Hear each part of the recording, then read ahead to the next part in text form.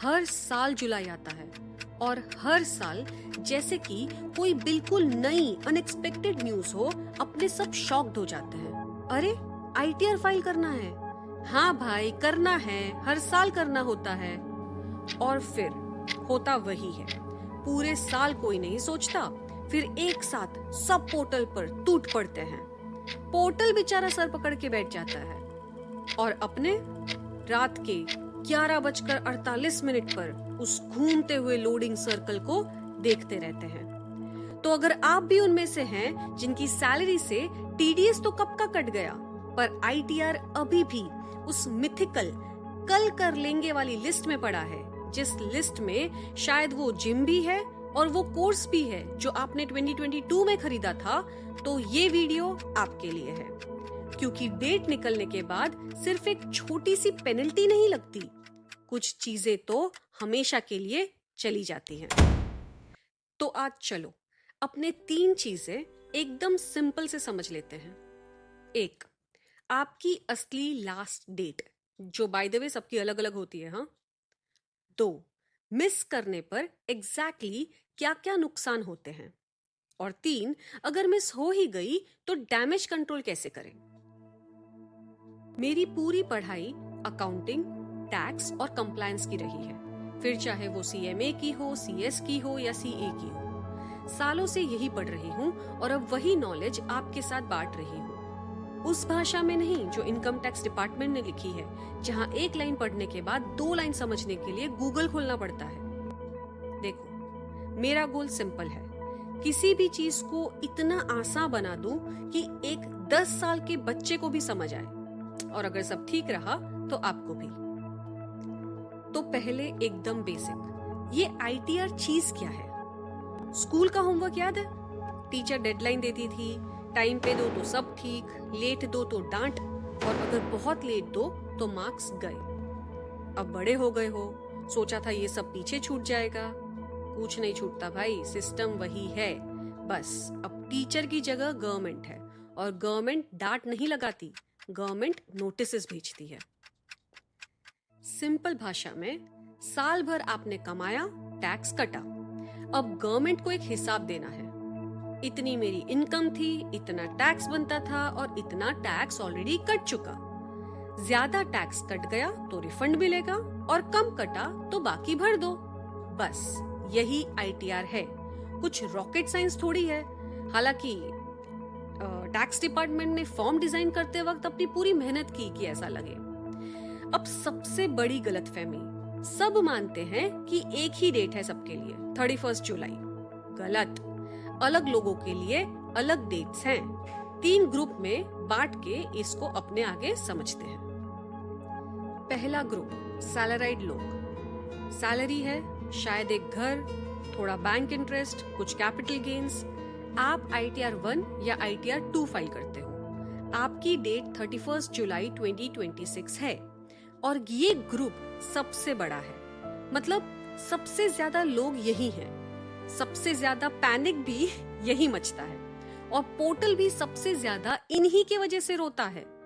अगर आप सैलराइड हो और सोच रहे हो, अरे अब अगस्त तक तो टाइम है ना यार, नहीं भाई, कोई टाइम नहीं है, वो दूसरों के लिए है, आप जुलाई वाले हो, सॉरी। दूसरा ग्रुप, फ्रीलांसर, कंसल्टेंट या छोटा बिजनेस जिसका ऑडिट नहीं होता। आप आईटीआर 3 या आईटीआर 4 फाइल करते हो। गवर्नमेंट ने आपको एक पूरा एक्स्ट्रा महीना दे दिया है, इतनी उदारता कि आंखों में आंसू आ जाए। तीसरा ग्रुप, जिनके बिजनेस का ऑडिट होता है। आपकी डेट 31 अक्टूबर 2026 है। आप थोड़ा रिलैक्स कर सकते हो, बस थोड़ा, हाँ, ज्यादा नहीं, ऑडिट भी तो करना है। तो पहले ये कंफर्म करो कि आप कहाँ फॉल होते हो, क्योंकि मुझे लगा सबकी अगस्त होती है। ये इनकम टैक्स डिपार्टमेंट के सामने चलने वाला आर्ग्यूमेंट नहीं है। अब मानो डेट निकल गई, यहाँ आता है इंडिया का फुल टाइम फेवरेट डायलॉग, अरे चलता है यार, थोड़ी सी पेनल्टी ही तो लगेगी। अच्छा, चलिए देखते हैं कि कितना चलता है। 4 चीजें होती हैं, पहली 2 आपको शायद पता होंगी, तीसरी और चौथी पे अपने थोड़ी चर्चा करेंगे। पहला, late fee. Section 234F, deadline के बाद फाइल करो तो 5,000 रुपए तक की फी। हाँ, अगर इनकम 5 लाख से कम है तो सिर्फ 1,000। दूसरा, इंटरेस्ट, सेक्शन 234A, अगर टैक्स अभी भी बचा हुआ है तो उस पर हर महीने 1%, और ये हर महीने चुपचाप बढ़ता रहता है। हाँ, जितनी देर उतना ज्यादा। तीसरा, और यहीं से असली फिल्म शुरू होती है, लॉस कैरी फॉरवर्ड खत्म। अब ये क्या होता है? मानो इस साल आपको बिजनेस में या शेयर्स में नुकसान हुआ। टैक्स लॉ आपको एक तोहफा देता है। कहो कि इस नुकसान को संभाल के रखो और अगले साल जब प्रॉफिट हो तो उसे माइनस करके अपना टैक्स कम कर लो। बहुत ही अच्छी स्कीम है, लेकिन, और ये बहुत बड़ा लेकिन है, हाँ, ये तोहफा सिर्फ उन लोगों को मिलता है जो टाइम पे फाइल करते हैं। अगर लेट किया, बिजनेस और शेयर्स का ये पूरा नुकसान गया, हमेशा के लिए वापस नहीं आएगा। सोचिए, लेट फी तो 5,000 भरनी ही है, पर ये खोया हुआ फायदा लाखों रुपए का हो सकता है। तो अगर अगली बार कोई आपसे कहे कि अरे चलता है, तो उन्हें ये छोटा सा मल्टीप्लिकेशन टेबल दिखाना। चौथी चीज, रिफंड लेट। गवर्नमेंट को आपको पैसा वापस देना है। वो तभी मिलेगा जब रिटर्न फाइल और वेरीफाई दोनों हो। लेट करोगे तो अपना ही पैसा देर से मिलेगा। अब थोड़ी अच्छी खबर, क्योंकि मेरे को सिर्फ डराना नहीं है। डेट मिस हो भी जाए तो दुनिया खत्म नहीं हो जाती, बस थोड़ी महंगी जरूर हो जाती है। देखो, रास्ते तो है। हाँ, पहला, belated returns. Original date miss हो गई, कोई बात नहीं, 31 दिसंबर 2026 तक फाइल कर सकते हो। हाँ, लेट फी और इंटरेस्ट लगेगा, पर कम से कम आपका रिटर्न फाइल हो जाएगा। दूसरा, रिवाइज्ड रिटर्न। ये तब जब आपने फाइल तो टाइम पे किया, पर गलती कर दी।